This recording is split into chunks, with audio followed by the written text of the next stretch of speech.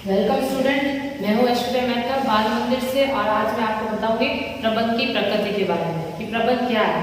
प्रबंध कला है, प्रबंध विज्ञान है या प्रबंध कोई पेशा है या फिर दोनों है। इसके लिए हम आज पढ़ेंगे प्रबंध की प्रकृति के बारे में। जैसे जैसे समय बदलता जा रहा है वैसे वैसे प्रबंध के अध्ययन, प्रबंध के करने के तरीके भी बदल रहे हैं। पहले के लोग ये मानते थे कि प्रबंध सिर्फ एक कला है। जैसे कोई हम लोग गाना गाते हैं तो गाने का जो सुर होता है, हमारी जो राग होती है वो किसी एक विशेष इंसान में होती है। कोई इतना सुरीला नहीं गा सकता जितना कि एक सुरीला व्यक्ति ही गा सकता। जो आजकल के सिंगर होते हैं वो इतना सुरीला गाते हैं, उतना हम नहीं गा सकते। तो ये कला है जो हर किसी में नहीं होती है, पहले ये माना जाता था। लेकिन आज के युग में ऐसा नहीं माना जाता। आज के युग में माना जाता है कि प्रबंध विज्ञान भी है और कला दोनों ही है। विज्ञान इसलिए है कि इसके प्रबंध के कुछ सिद्धांत है, उन सिद्धांतों के आधार पर एक सफल प्रबंधक कार्य करता है और अपना प्रबंध सफल तरीके से पूर्ण करता है और लक्ष्य की प्राप्ति कर सकता है। उस सिद्धांतों को लागू किए बिना शायद आज की दुनिया में प्रबंध करना या आज के युग में प्रबंध करना थोड़ा मुश्किल है। तो मैंने यहाँ बोर्ड पे लिखा है, समय के साथ साथ प्रबंध का अध्ययन एवं तकनीकों के प्रयोग में विभिन्नता आने के कारण इसके स्वभाव में परिवर्तन होता जा रहा है। यानी जैसे जैसे समय बदल रहा है प्रबंध करने के तरीके भी बदल रहे हैं, प्रबंध का अध्ययन बदल गया है, प्रबंध की तकनीकें बदल रही है। जैसे प्रबंध को पहले केवल कला माना जाता था, जैसे प्रबंध को पहले केवल सिर्फ कला माना जाता था, सिर्फ एक गुण माना जाता था। जैसे ड्राइंग की कला होती है, जैसे नृत्य की कला होती है, जैसे सिंगिंग की कला होती है, जैसे कुकिंग की कला होती है, वैसे इसको एक कला ही माना जाता था। लेकिन आज विज्ञान और कला दोनों के रूपों में लिया है, लेकिन आज इसको विज्ञान की तरह भी माना जाता है। इसी प्रकार पहले प्रबंध गैर पेशे मतलब होता है जो पेशा ना हो। यानी पहले प्रबंध कोई नौकरी नहीं होती थी, कोई भी मैनेजर को नियुक्त नहीं करता था। जो एक संगठन के लोग होते थे वही प्रबंध कर रहे थे। इसके लिए कोई अलग से मैनेजर को सैलरी देकर नियुक्त नहीं किया जा सकता था। लेकिन आज के युग में आप जानते ही हो कि अलग से एक मैनेजर की नियुक्ति होती है, मैनेजरों की नियुक्ति होती है। एक मैनेजर नहीं होता, बहुत सारे मैनेजर को नियुक्त किया जाता है। सबको अलग अलग काम पकड़ाया जाता है ताकि वो उसके अच्छे से अच्छा प्रबंध कर सके। तो एक तरह का पेशा है। इसके लिए आज स्टूडेंट MBA वगैरह में पढ़ाई करते हैं और पढ़ाई करके फिर मैनेजर बनते हैं। तो ये पेशा बन गया है, ये नौकरी पेशा बन गया है जिसमें लोग आज पैसे कमाने के लिए भी करते हैं।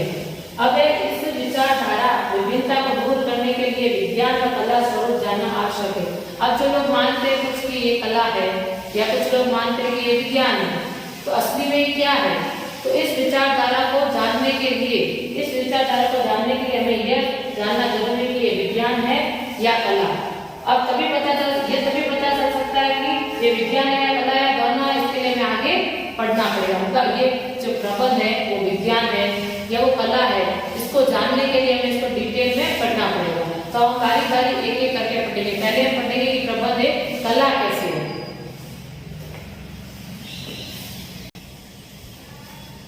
तो प्रबंध कला के रूप में कला सिद्धांतों एवं नियमों पर आधारित न होकर रचनात्मक व्यवहार एवं अभ्यास पर आधारित होती है। यानी जो कला होती है वो किसी सिद्धांतों पर आधारित नहीं होती है।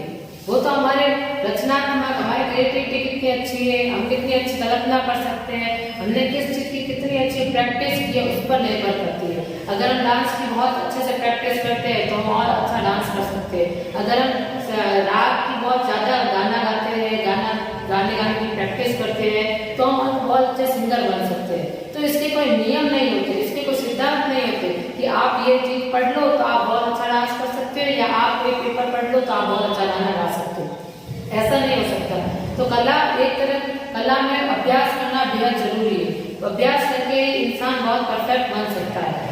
तो ये रचनात्मक व्यवहार होना चाहिए, यानी कुछ ना कुछ नया करने की सोच होनी चाहिए, कल्पना शक्ति होनी चाहिए। कला में हमेशा एक नई सोच, कल्पना शक्ति होती है, इसलिए इसको कला कहते हैं। अब कला का प्रयोग कुशलता पूर्वक करके इच्छित परिणामों को प्राप्त किया जा सकता है। कला का प्रयोग करते हुए हम अपने जो भी हम परिणाम चाहते हैं, जो हम रिजल्ट चाहते हैं, हम उसको प्राप्त कर सकते हैं बहुत ही आसानी से। तो ये प्रबंध एक तरह से कला के रूप में भी है, क्योंकि जो प्रबंध करने का तरीका होता है वो सबका अलग अलग होता है, वो सबका सेम नहीं होता है। भले सिद्धांत सबके पास है, नियम जो है होंगे उनके पास, लेकिन सबका प्रबंध करने का तरीका अलग अलग होता है।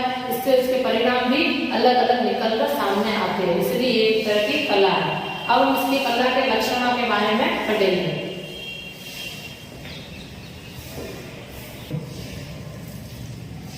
कला के आधारभूत लक्षण। कला के कुछ लक्षण हैं, जैसे पहला लक्षण, यहाँ पे 3 लक्षण है मेनली। पहला मैंने आपको बताया सैद्धांतिक ज्ञान का होना। सैद्धांतिक ज्ञान क्या होता है? सैद्धांतिक ज्ञान होता है थियोरेटिकल नॉलेज, मतलब थियोरेटिकल नॉलेज, यानी जिसका ज्ञान हमें थोड़ा बहुत पहले से होता है। जैसे अगर हम म्यूजिक की बात करें या सिंगिंग की बात करें, तो एक अच्छे सिंगर को सबसे पहले 7 सुरों का ज्ञान होना चाहिए। 7 सुरों का ज्ञान होता है, तभी वो आगे प्रैक्टिस कर करके एक अच्छा सुरीला सिंगर बन सकता है। तो इसमें सैद्धांतिक ज्ञान का होना आवश्यक है। किसी भी कला में उसका थोड़ा ज्ञान, थियोरेटिकल नॉलेज पहले से होना जरूरी है। जैसे अगर आप किचन में खाना बनाने में जाओ, तो आपको बेसिक नॉलेज तो पहले से होता है कि किस तरह से खाना बनाना है, गैस किस तरह से ऑन करना है, या कोई चीज किस तरह से मिक्स करनी है, नमक कितना डालना है, ये सब आपको पहले से पता होता है थोड़ा बहुत। तो ये थियोरेटिकल नॉलेज, सैद्धांतिक ज्ञान का होना आवश्यक है। विशेषज्ञ ने अपने अपने क्षेत्र में कुछ सिद्धांतों का प्रतिपादन किया। प्रतिपादन यानी बनाया, अपने अनुभवों के आधार पर उन्होंने कुछ सिद्धांतों को बनाया है, जिसका उपयोग व्यक्ति कार्य करते व्यक्ति उपयोग में करते हैं। तो उस सिद्धांत का उपयोग व्यक्ति कार्य करते समय यूज में ले सकते हैं। तो जो विशेषज्ञ होते हैं, जो पहले से कार्य कर चुके, जो बहुत सालों से कार्य कर चुके, वो अपने अनुभव के आधार पर उन्होंने कुछ सिद्धांत बनाए कि ये कार्य करते समय इन सिद्धांतों का तो पालन करना जरूरी है, वरना तो काम करना बहुत मुश्किल हो जाएगा। तो कुछ सिद्धांत इन्होंने बनाए हैं, उस सिद्धांत का प्रयोग करते हुए कोई भी व्यक्ति कार्य कर सकता है। जैसे मैंने अभी सिंगिंग के बारे में बताया कि जिसने पहली बार गाना गाया होगा या शुरू में जो सिंगर्स ने गाना गाया होगा, उन्होंने 7 सुर बनाए कि 7 सुरों के आधार पर ही आगे के सिंगर गाना गा सकते हैं या कोई भी इंसान गाना गा सकता है। इसी तरह कला में कोई ना कोई चीज होती है, कोई एक आधार होता है, उसको देखते हुए ही, कुछ सिद्धांत होते हैं, उसको देखते हुए आगे कार्य किया जा सकता है। तो उसके लिए सैद्धांतिक ज्ञान का होना चाहिए। कला में निपुण होने के लिए कला के बारे में ज्ञान भी होना चाहिए। अगर आप एक अच्छी ड्राइंग करना चाहते हो, तो आपको उसके बारे में भी बेसिक ज्ञान होना चाहिए कि ड्राइंग किस तरह से करनी होती है, किस तरह से पेंसिल पकड़नी होती है। ये सब ज्ञान आपको पहले से कराया जाता है, और आपके पास कोई भी कार्य शुरू करने से पहले इतना ज्ञान तो होना ही चाहिए, वो कला में होना चाहिए। तो अभी मैं आपको इसका दूसरा पॉइंट बताऊंगी, ये आपको समझ में आ गया होगा। यहाँ सैद्धांतिक ज्ञान का मतलब, सैद्धांतिक ज्ञान का मतलब वही थियोरेटिकल नॉलेज जिसे कहते हैं। जैसे कंप्यूटर चलाने से पहले आप थियोरी नॉलेज सीखते हैं, उसी तरह किसी भी कला को सीखने से पहले आपको उसके बेसिक नॉलेज के बारे में पता होना चाहिए।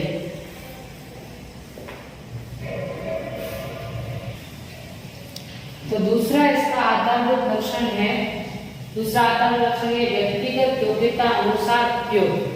व्यक्तिगत योग्यता अनुसार उपयोग मतलब होता है कि व्यक्ति की योग्यता कैसी है, उसमें खुद में टैलेंट कितना है। किसी भी सबको सेम चीज, जैसे एग्जाम्पल के तौर पर सबको सेम पाठ पढ़ाया जाता है, सारे स्टूडेंट को, आप सबको भी सेम पाठ पढ़ाया जाता है, लेकिन उस पाठ को कौन कितना अच्छे से याद कर सकता है, कौन उससे कितना अच्छे से आंसर लिख सकता है, ये आपकी योग्यता पर निर्भर करता है। हर कोई वैसा आंसर नहीं लिख सकता है जैसा दूसरा लिखे। जैसे फॉर एग्जाम्पल आप किचन में बैठे हो, किचन में आपको एक रेसिपी पकड़ा दी कि आपको ये चीज बनानी है, 4-5 लोगों को रेसिपी पकड़ा दी, लेकिन सबके पास सेम रेसिपी होने के बावजूद सबके खाने का टेस्ट अलग अलग होता है। तो ये उनकी योग्यता की वजह से होता है कि कौन कितना योग्य है, किसमें कितना ज्यादा टैलेंट है और कितना ज्यादा दिमाग है कि वो उस चीज को कितने अच्छे तरीके से यूज कर सकता है, उस पर निर्भर करता है। तो कला जो है वो सबकी अलग अलग होती है। अब ड्राइंग सबको आती है, लेकिन फिर भी ड्राइंग करने का तरीका सबका अलग अलग होता है। कोई बहुत ज्यादा अच्छी ड्राइंग करता है, कोई ठीक ठाक ड्राइंग करता है, जबकि बेसिक नॉलेज सबको पता होता है ड्राइंग करने का, लेकिन फिर भी जैसे गाने को देख लो, गाने गाने का तरीका भी सबका अलग अलग होता है। सबको बेसिक 7 सुर पता होता है, लेकिन फिर भी कोई बहुत ज्यादा सुरीला गाता है, कोई बहुत तेज गाता है, कोई बहुत धीरे गाता है, कोई बहुत राग से गाता है। तो इसलिए क्योंकि उनकी योग्यता है, ये उनका टैलेंट है कि किस तरह से अपने ज्ञान का यूज करते हुए, अपनी चीजों का यूज करते हुए आगे बढ़ते हैं। अब देखो इसमें लिखा हुआ है व्यक्ति के काम करने का तरीका उसकी योग्यता पर निर्भर करता है। एक व्यक्ति किस तरह से काम करेगा ये इसकी योग्यता पर है। कोई बहुत व्यक्ति जोशीले होते हैं, जो बहुत फास्ट काम कर देते हैं, तो कोई धीरे धीरे काम करते हैं क्योंकि वो परफेक्शन चाहते हैं काम, तो वो बहुत धीरे धीरे कार्य करते हैं। तो हर व्यक्ति अपने ज्ञान तथा चातुर्य का उपयोग अलग अलग तरीके से करता है। ज्ञान तो सबके पास होता है, अगर एक टीचर एक सारे स्टूडेंट को ज्ञान दे रहा है तो उन्होंने तो सेम नहीं दिया सबको, लेकिन स्टूडेंट्स जो है, जो बच्चे हैं, वो अपने ज्ञान का किस तरह से उपयोग करते हैं वो हर बच्चा पे अलग अलग निर्भर करता है। हर बच्चा अपने ज्ञान का अलग अलग यूज करते हुए अलग अलग आगे जाके कार्य करता है। तो ये व्यक्तिगत योग्यता अनुसार उपयोग, कला का उपयोग हमेशा व्यक्तिगत योग्यता अनुसार होता है। यानी कला हर इंसान में अलग अलग होती है। कला एक जो बेसिक कला होती है, जैसे गाना गाने की भी कला हो गई, या डांस करने की भी कला हो गई, नृत्य करने की कला होती है, डांस करने की कला होती है, वो भी सब में अलग अलग होती है। कोई अलग अलग तरह का डांस करता है, कोई दो लोग सेम तरीके का डांस नहीं करते, उनमें अपनी योग्यता होती है करने का तरीका। जबकि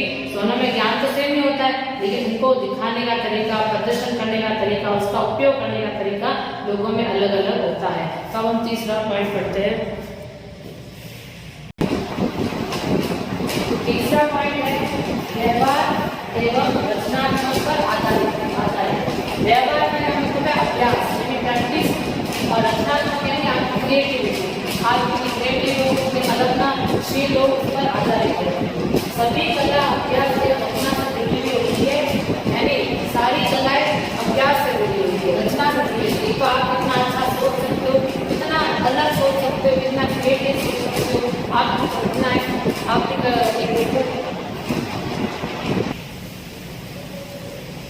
सॉरी टू डिस्टर्ब यू। अब मैं आपको वापस बताती हूँ। सभी कला अभ्यास एवं रचना से जुड़ी हुई होती है, यानी सभी जो कला है वो प्रैक्टिस से जुड़ी हुई है। आप जिस चीज की जितनी अधिक प्रैक्टिस करोगे, आप उसमें ही बहुत ज्यादा कुशल हो जाओगे, बहुत ज्यादा टैलेंटेड हो जाओगे। यानी जैसे आप डांस की बहुत ज्यादा प्रैक्टिस करते हो तो आप उसमें निपुण हो जाते हो। अगर आप रोज गाने का अभ्यास करते हो, गाना गाने का रोज अभ्यास करोगे, तो आपका जो गला है वो बेहद सुरीला हो जाएगा और आप बहुत अच्छा गाना गा पाओगे। आप अगर रोज ड्राइंग करते हो या ड्राइंग करने की प्रैक्टिस करते हो, चित्रकलाएं बनाते हो, किसी के चित्र बनाते हो, तो आप उसमें निपुण हो जाओगे, आप बहुत अच्छे चित्र बना पाओगे। ऐसा नहीं है जैसे आज आपने चित्र बना लिया और साल भर तक आप चित्र नहीं बनाओगे, और साल भर के बाद आप एक चित्र बनाओगे या कोई ड्राइंग बनाओगे, तो आप उतनी ही अच्छी बना सकते हो। ये कला तो अभ्यास पर निर्भर करती है। आप जितना अभ्यास करोगे, आप उतने ज्यादा कुशल और निपुण हो जाओगे। अब निरंतर अभ्यास से किसी कार्य को करने में दक्षता प्राप्त की जा सकती है। जैसे कि मैंने आपको बताया, जितनी ज्यादा कला में प्रैक्टिस की जाती है, जितना ज्यादा कला का अभ्यास किया जाता है, उतनी ही उस कला में दक्षता प्राप्त की जा सकती है। कला रचना से जुड़ी होती है, यानी कल्पना शक्ति से जुड़ी हुई है। हम कितना अच्छा सोच सकते हैं, कितना क्रिएटिव बन सकते हैं, उसके आधार पर ही और लगातार प्रैक्टिस करने से, निरंतर अभ्यास करने से ही हमें दक्षता प्राप्त हो जाती है, हम किसी कला में निपुण हो सकते हैं। तो ये तीसरा कला का पॉइंट था व्यवहार एवं रचनात्मकता पर आधारित है, जिसका मतलब यही है कि लगातार अभ्यास करने से और कुछ ना कुछ नया सोचने से, नई रचना करने से, कुछ नई कल्पना करने से आप कला में निपुण हो जाओगे। तो ये कला के 3 लक्षण थे। तो पहला था सैद्धांतिक ज्ञान, यानी कुछ बेसिक नॉलेज, कुछ थ्योरेटिकल नॉलेज आपको पहले से होता है उस कला के बारे में। और दूसरा है व्यक्तिगत योग्यता अनुसार वाला, जिसमें व्यक्ति अपनी अपनी योग्यता के अनुसार कला में निपुण हो सकता है। और तीसरा है व्यवहार एवं रचनात्मक पर आधारित, इसमें बताया गया है कि लगातार अभ्यास करने से और कुछ नया करने से ही आप कला में निपुण हो सकते थे। कला के कुछ 3 लक्षण है। अब मैं आपको बताती हूँ कि प्रबंध कला में कैसे कला है, इसके बारे में अब आपको बताती हूँ।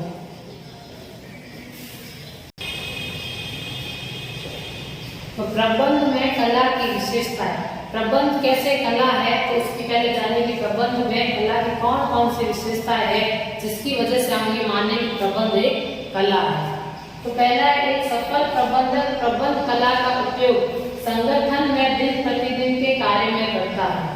यानी जो एक सफल प्रबंधक वही होता है जो प्रबंध कला का उपयोग, यानी प्रबंध करने के जो तरीके है या प्रबंध कला है, उसका उपयोग अपने दिन प्रतिदिन के कार्य में करता है, वो रोज के कार्य में करता है। यानी एक मैनेजर का यही कार्य होता है कि वह किस तरह से एक अच्छा प्रबंध कर सके। एक प्रबंधक की सफलता उसके अध्ययन, अभ्यास एवं अनुभव पर निर्भर करती है। यानी एक प्रबंधक की सफलता उसके अध्ययन पर, यानी उसको कितना नॉलेज है, अभ्यास, उसकी कितनी प्रैक्टिस है, एवं अनुभव है, इसको कितना एक्सपीरियंस है, किसी काम को करने का हमें जितना अनुभव होता है, जितना हमारे पास ज्ञान होता है, जितनी हमारी प्रैक्टिस होती है, उसके आधार पर हम एक अच्छा सफल प्रबंध कर सकते हैं। हम जितने एक्सपीरियंस होंगे, जितना एक प्रबंधक मैनेजर जितना अनुभवी होता है, वह संगठन को चलाने में उतना ही ज्यादा सक्षम होता है। जिस प्रबंधक के पास जितने अच्छे अनुभव, जितना अच्छा अभ्यास होगा, उसने उतनी ही ज्यादा परेशानियों का सामना किया होगा और उतना ही ज्यादा उसको अनुभव आया होगा, अब उतना ही ज्यादा आगे बढ़ा पाएगा, उसके लक्ष्य की प्राप्ति कर पाएगा। तो यह एक कला की तरह है कि जैसे जैसे वो प्रबंध करता जाएगा वैसे वैसे उसको ज्ञान होता जाएगा, उसको अनुभव आता जाएगा, उसका अभ्यास भी होता जाएगा। कला भी यही है, प्रैक्टिस जितनी ज्यादा करेंगे उतने ज्यादा परफेक्ट हो पाएंगे, उतने ज्यादा हमारे पास एक्सपीरियंस आ पाएगा। प्रबंध भी जितना ज्यादा वो प्रबंध करता जाएगा संगठन में उतना ही उसके पास एक्सपीरियंस आ जाएगा, उतनी ही उसके पास निपुणता आ जाएगी कोई कार्य करने की और समस्या को सुलझाने की और ज्यादा उसके पास टेक्निक आ जाएगी जितना उसने अनुभव हासिल किया है। इसलिए कहते हैं कि जो अनुभवी व्यक्ति होता है उसके पास हमेशा ही समस्याओं को सुलझाने के सबसे अच्छे तरीके होते हैं, क्योंकि उसने सबसे अधिक समस्याओं का सामना किया होता है। तो जितना ज्यादा अनुभव होगा, जितना ज्यादा उसके पास अभ्यास होगा, तभी वह एक सफल प्रबंधक कहलाएगा। तो यह इस तरह से एक तरह से प्रबंध भी इस तरह से कला को माना है। अब प्रबंध के सिद्धांतों का प्रतिपादन कई विशेषज्ञों ने अपने अनुभव के आधार पर किया है। यानी प्रबंध के कुछ सिद्धांत है जिसके बारे में आप पढ़ोगे आगे जाके। यानी सिद्धांत यानी कोई नियम, कुछ नियम बनाए गए जो विशेषज्ञ ने अपने अनुभवों के आधार पर बनाए हैं, जो उन्होंने इतने सालों से जो अभ्यास किया उसके आधार पर उन्होंने लिखा है कि संगठन में क्या क्या मुसीबतें आ सकती है और इन मुसीबतों का किस तरह से सामना किया जाना चाहिए, उस आधार पर उन्होंने कुछ सिद्धांत बनाए, कुछ नियम बनाए। तो उनका नियम के आधार पर ही एक अच्छा प्रबंधक, जो एक अच्छा मैनेजर जो होता है, उन नियम सिद्धांतों के आधार पर ही वो आगे कार्य करता है। अब कई विशेषज्ञों ने अपने अनुभव के आधार पर किया जो कि सर्वव्यापी है। यानी सिद्धांत क्या है? सर्वव्यापी होते हैं, जो ये सिद्धांत हर जगह लागू होंगे, ना कि देश विदेश या लाभकारी गैर लाभकारी कोई भी संस्था हो जहाँ पे प्रबंध होता है वहाँ पे ये सिद्धांत लागू होंगे ही होंगे। अब अगला एक अच्छा प्रबंधक इन सिद्धांतों का उपयोग रचनात्मकता, अनुभव, पहल क्षमता आदि के तरीके से कर सकता है। तो एक अच्छा प्रबंधक इन सिद्धांतों का उपयोग कैसे करता है? यह उसकी कल्पना शक्ति पर निर्भर करता है, यह उसकी रचनात्मकता पर निर्भर करता है, यह निर्भर करता है उसके अनुभव और उनकी पहल क्षमता पर। यहाँ पे अनुभव तो आप जानते हैं, एक्सपीरियंस है, पहल क्षमता यानी किसी कार्य को करने की पहलता।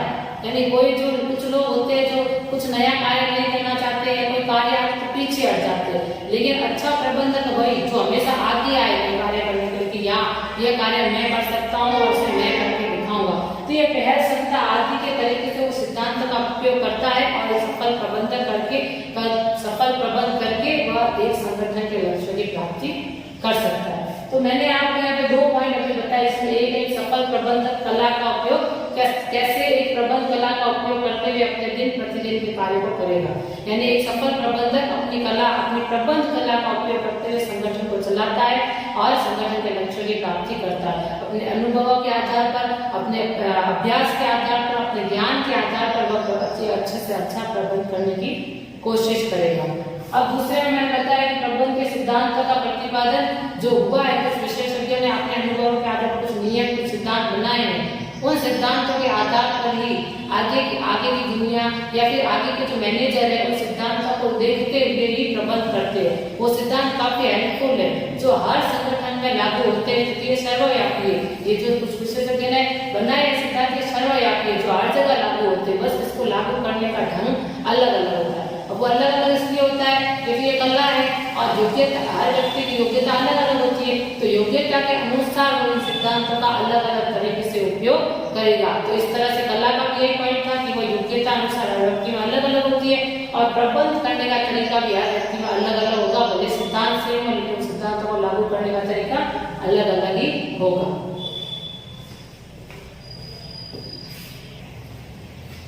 तो तीसरा पॉइंट ये है कि एक प्रबंधक अपने ज्ञान का उपयोग परिस्थिति के अनुसार करता है। यानी किस परिस्थिति में हमें कौन से सिद्धांत लागू करने हैं या किस तरह का व्यवहार करना है, किस तरह से उसका कहते हैं सॉल्यूशन निकालना है, यह एक अच्छे प्रबंधक पर निर्भर करता है। प्रबंधक नाजुक परिस्थितियों का अध्ययन करके सिद्धांतों का उपयोग करता है और समस्या का समाधान ढूंढता है। एक अच्छा प्रबंधक वही होता है जो पहले परिस्थितियों का आंकलन करता है, परिस्थितियां कैसी है उसको देखता है, फिर उसमें सिद्धांत का उपयोग करता है। जो नियम, जो सिद्धांत बनाए गए हैं वो उनका उपयोग करता है अपनी योग्यता अनुसार और अपने ढंग से। जो ऐसा नहीं कि जैसे सिद्धांत बनने में सारे के सारे नियम लागू कर दे, जैसी परिस्थितियां है वैसा ही काम करना है, जैसी सिचुएशन होता है इंसान को वैसे ढलना पड़ता है। ये तो नियम है दुनिया का। तो इसलिए एक अच्छा प्रबंधक भी वही होता है जो परिस्थिति